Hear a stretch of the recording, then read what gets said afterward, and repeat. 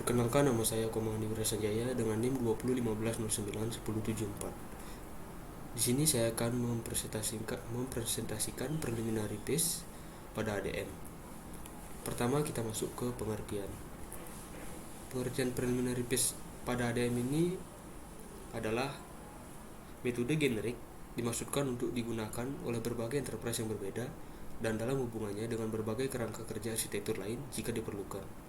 Fase awal ini melibatkan semua pekerjaan yang diperlukan untuk memulai dan menyesuaikan untuk mendefinisikan kerangka kerja spesifik organisasi. Yang kedua, masuk ke tujuan. Tujuan dari preliminary phase ini yang pertama menentukan kemampuan arsitektur yang diinginkan oleh organisasi. Di antaranya yang A, meninjau konteks organisasi untuk melakukan arsitektur perusahaan atau arsitektur enterprise. Yang kedua, identifikasi dan ruang lingkup elemen organisasi perusahaan yang dipengaruhi oleh kemampuan arsitektur. Yang C, mengidentifikasi kerangka kerja, metode, dan proses yang telah ditetapkan yang bersinggungan dengan kemampuan arsitektur. Dan ke D, ada menentukan target kemampuan maturitas. Yang kedua, menetapkan kemampuan arsitektur. Berikut bagiannya. Yang pertama, yang A, menentukan dan menetapkan model organisasi untuk arsitektur perusahaan. B, menetapkan proses dan sumber daya terperinci untuk tata kelola arsitektur. C, memilih dan mengimplementasikan alat yang mendukung kemampuan arsitektur. D, menentukan prinsip arsitektur. Selanjutnya masuk ke input. Input preliminary phase pada arsitektur meliputi yang pertama ada bahan referensi eksternal untuk perusahaan yang terdiri dari A, the TOGAF library, yang B, kerangka kerja arsitektur lainnya jika diperlukan. Yang kedua ada non-arsitektur input. Bagiannya adalah yang A, ada strategi dewan dan rencana bisnis dewan, strategi bisnis, strategi TI, prinsip bisnis, tujuan bisnis, dan penggerak bisnis jika sudah sebelumnya. Yang B, ada kerangka kerja utama yang beroperasi dalam bisnis, misalnya manajemen proyek atau portofolio. Yang C, ada tata kelola dan kerangka hukum termasuk strategi tata kelola arsitektur jika sudah ada sebelumnya. Yang ke D, ada kemampuan arsitektur, dan E, ada perjanjian kemitraan dan kontrak. Yang ketiga ada architectural input. Model yang sudah ada sebelumnya untuk mengoperasikan kemampuan arsitektur perusahaan dapat digunakan sebagai dasar untuk fase awal atau preliminary phase. Masukan akan mencakup yang pertama ada model organisasi untuk arsitektur perusahaan. Model organisasi untuk arsitektur perusahaan ini meliputi yang pertama ruang lingkup organisasi yang terkena dampak. Yang kedua, penilaian kedewasaan, kesenjangan, dan pendekatan resolusi. Yang ketiga, ada peran dan tanggung jawab untuk tim arsitektur. Yang keempat, ada persyaratan anggaran. Yang kelima, ada strategi tata kelola dan dukungan. Yang ketiga, ada architectural input.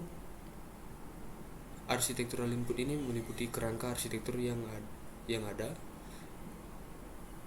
Jika ada, maka meliputi yang pertama ada metode arsitektur, yang kedua ada konten arsitektur, yang ketiga ada alat yang dikonfigurasi dan digunakan, yang keempat ada prinsip arsitektur, yang kelima ada gudang arsitektur. Selanjutnya masuk ke tahapan.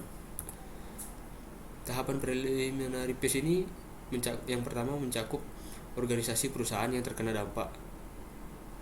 Dan bagian-bagiannya yang pertama ada identifikasi perusahaan inti, artinya mereka yang paling terpengaruh dan mencapai nilai paling banyak dari pekerjaan. Yang kedua ada identifikasi perusahaan lunak, yang artinya mereka yang akan melihat perubahan pada kemampuan mereka dan bekerja dengan unit inti, tetapi sebaliknya jika tidak terpengaruh secara langsung.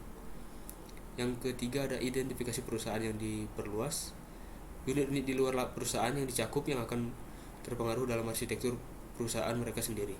Yang keempat ada identifikasi masyarakat yang terlibat atau perusahaan, pemangku kepentingan yang akan terpengaruh dari yang berada dalam kelompok masyarakat.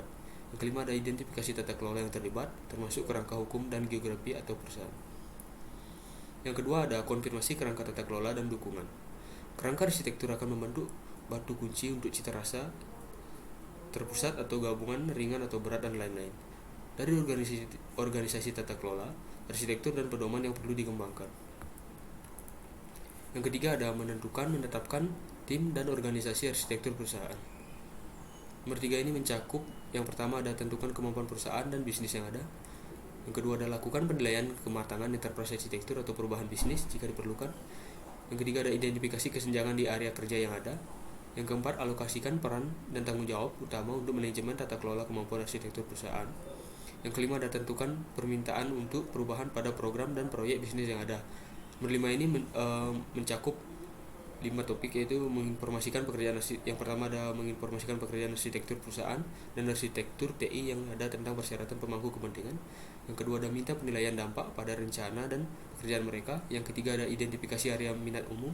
Yang keempat, identifikasi setiap perbedaan kritis dan konflik kepentingan. Yang kelima ada menghasilkan permintaan untuk perubahan aktivitas pemangku kepentingan.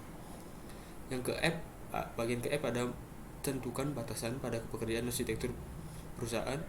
Dan G, tinjau dan setujui dengan sponsor dan dewan. Dan yang terakhir ada menilai kebutuhan anggaran.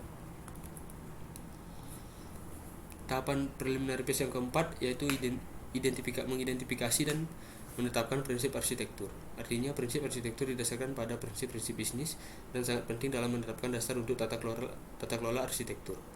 Tahapan yang kelima yaitu menyesuaikan kerangka TOGAP dan jika ada kerangka arsitektur pilihan lainnya. Di sini dibagi menjadi 3. Yang pertama yaitu terminologi tailoring. Terminologi tailoring ini adalah praktisi arsitektur harus menggunakan terminologi yang dipahami secara umum di seluruh perusahaan. Tailoring harus menghasilkan seperangkat terminologi yang disepakati untuk deskripsi konten arsitektural. Pertimbangan harus diberikan pada pembuatan daftar istilah perusahaan yang akan diperbarui selama proses arsitektur. Yang kedua ada proses tailoring. TOGAP ada yang menyediakan proses umum untuk menjalankan arsitektur. Penyesuaian proses memberikan kesempatan untuk menghapus tugas yang sudah dilakukan di tempat lain dalam organisasi, menambahkan tugas khusus organisasi, dan menyelaraskan proses ADM ke kerangka kerja proses eksternal dan titik sentuh. Titik sentuh utama yang harus ditangani akan mencakup yang pertama ada tautan ke proses manajemen portofolio, yang kedua ada tautan ke siklus hidup proyek, yang kelima ada tautan ke proses serah terima operasi, yang keempat ada tautan ke proses manajemen operasional, yang kelima ada tautan ke proses pengadaan. Tahapan yang kelima yaitu menyesuaikan kerangka TOGAP dan jika ada kerangka arsitektur pilih lainnya. Ini lanjutan yang tadi, yaitu yang ke C ada content tailoring. Content tailoring ini menggunakan kerangka konten arsitektur TOGAP dan enterprise continuum sebagai dasar. Penyesuaian struktur konten dan pendekatan klarifikasi memungkinkan adopsi kerangka kerja konten pihak ketiga dan juga memungkinkan penyesuaian kerangka kerja untuk mendukung persyaratan khusus organisasi.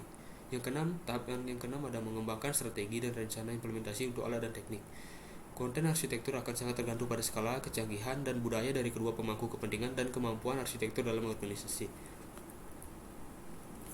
Selanjutnya masuk ke output. Preliminary phase pada arsitektur development. Outputnya yang pertama ada model organisasi untuk arsitektur perusahaan, mencakup lingkup organisasi yang terkena dampak, penilaian kedewasaan kesenjangan dan pendengar solusi. Selanjutnya ada peran dan tanggung jawab untuk tim arsitektur.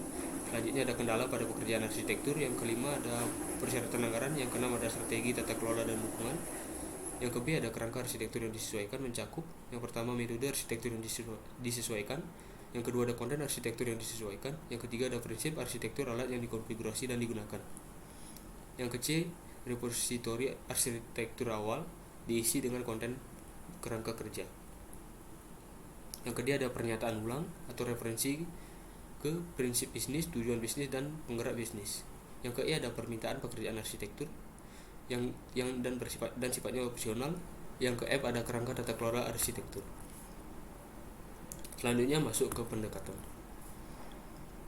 Pendekatan preliminary phase pada arsitektur development method dibagi menjadi 7. Yang pertama mendefinisikan perusahaan. Yang kedua mengidentifikasi pendorong dan elemen kunci dalam konteks organisasi. Yang ketiga mendefinisikan persyaratan untuk pekerjaan arsitektur. Yang keempat mendefinisikan prinsip arsitektur yang akan menginformasikan pekerjaan arsitektur apapun. Yang kelima menentukan kerangka kerja yang akan digunakan. Yang keenam mendefinisikan hubungan antara kerangka kerja manajemen.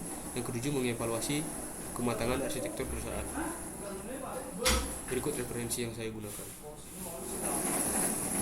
Baik, sekian presentasi saya. Jika ada salah kata mohon dimaafkan. Terima kasih.